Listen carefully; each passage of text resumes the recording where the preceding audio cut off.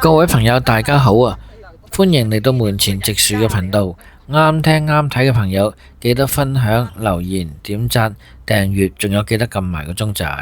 今日同大家講嘅就係可伯噴殺蟲水案，屯門裁判法院新鮮出爐嘅判決。77歲嘅何圈啊，因為向途人噴殺蟲水，承認襲擊致造成身體傷害，被判監2個月。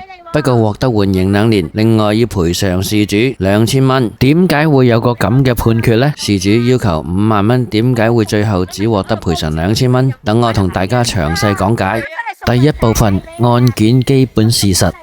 首先講返今年嘅5月25號下晝3點鐘，喺屯門兆康站 D 出口發生咗咩事？當日77歲嘅可伯同一名女途人發生爭執，喺爭執嘅期間，可伯就聽到個女事主鬧佢過街老鼠，即刻情緒激動，喺環保袋裏邊攞出一支殺蟲水，直接向個女人噴射，結果事主嘅右前臂就出現咗紅腫同埋紅疹，需要送院治療。咸伯被捕後，最初辯稱自己只係噴蚊，話啲殺蟲水跌咗落佢手度，但係錄影會面入邊，咸圈就承認咗係一時衝動犯案。咸伯仲透露，因為擔心出街會俾人騷擾，所以由今年5月開始就隨身攜帶殺蟲水作為自衛嘅用途。今次聽到被鬧過街老鼠，先至會一時衝動去噴人。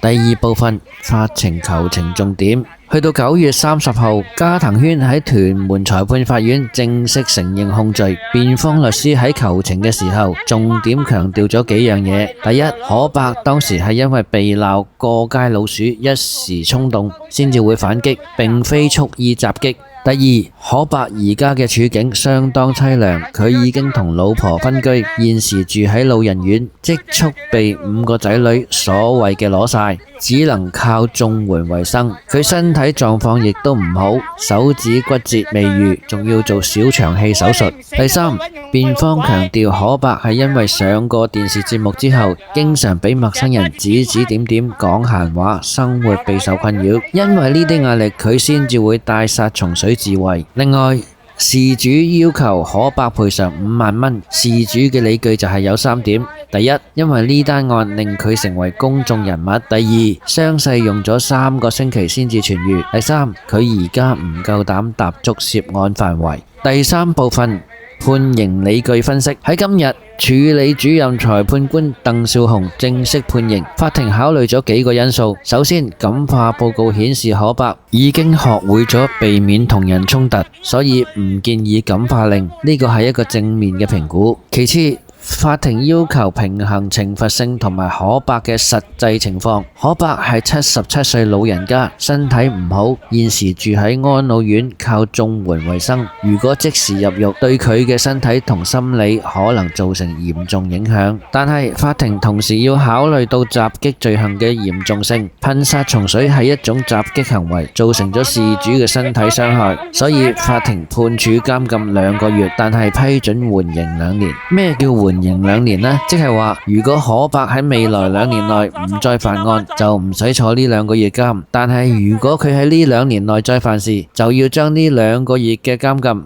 加埋新罪一齊計，即係要坐監。至於賠償方面，法庭批准賠償2000蚊，並唔係事主要求嘅5萬蚊。點解爭咁遠嘅？可能係因為法庭考慮到可伯嘅經濟能力，佢而家住喺老人院，靠綜援為生，根本冇能力賠償5萬蚊。法庭要平衡事主嘅損失同埋被告嘅還款能力，所以最後判2000蚊。第4部分，案件反思。呢單案帶出咗幾個值得考慮嘅問題。第一，就係網絡欺凌同公眾人物壓力嘅問題。可伯因為上咗電視之後成為網紅，俾人周圍追擊同埋鬧佢，呢啲壓力令佢隨身帶備殺蟲水自衛，最後導致今次嘅犯案。當一個人成為公眾人物之後，佢嘅私隱同生活受到咁大嘅影響，值唔值得？第二，就係長者嘅情緒管理同自衛界線嘅問題。可伯話自己帶殺蟲水係為咗自衛，但係殺蟲水呢個行為本身就已經係襲擊，即使俾人鬧過街老鼠，都唔應該用暴力去回應。呢個案件提醒咗我哋，無論受到幾大嘅壓力，都要用合法嘅途徑處理，唔可以訴諸暴力。第三就係賠償金額嘅合理性。事主要求5萬蚊，但法庭只批2000蚊，呢個差距就引起討論。有人話事主傷勢唔算嚴重，5萬蚊就係獅子開大口，但係亦都有人話事主受到身體同心理創傷，成為公眾人物，2000蚊太少，咁你又點睇呢？